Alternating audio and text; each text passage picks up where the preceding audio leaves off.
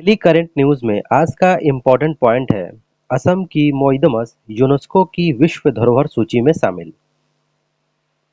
असम में अहोम वंश के सदस्यों को उनकी प्रिय वस्तुओं के साथ टिलेनुमा संरचना में दफनाने की व्यवस्था मोइदमस को यूनेस्को की विश्व धरोहर सूची में शामिल किया गया है।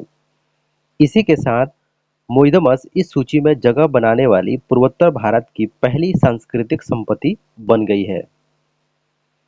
चलिए अब जानते हैं मोइदमस के बारे में। मोइदमस का इतिहास 600 साल पुराना है और यह असम से जुड़ा हुआ है। मोइदमस का उपयोग ताई अहोम वंश द्वारा अपने राजवंश के सदस्यों को उनकी प्रिय वस्तुओं के साथ दफनाने के लिए किया जाता था। मोइदमस में गुंबददार कक्ष होते हैं जो अक्सर 2 मंजिला होते हैं।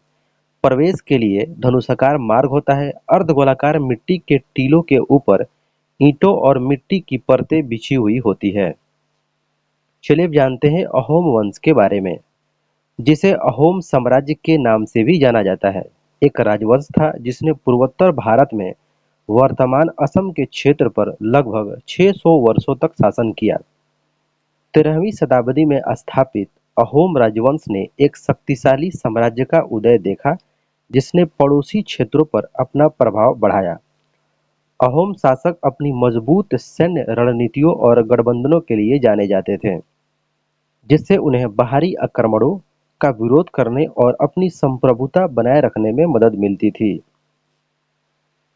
उन्होंने स्थानीय भाषा, साहित्य और धार्मिक प्रथाओं को बढ़ावा देने में भी महत्वपूर्ण भूमिका निभाई। स्वदेशी परंपराओं को अन्य संस्कृतियों के तत्वों के साथ मिलाया।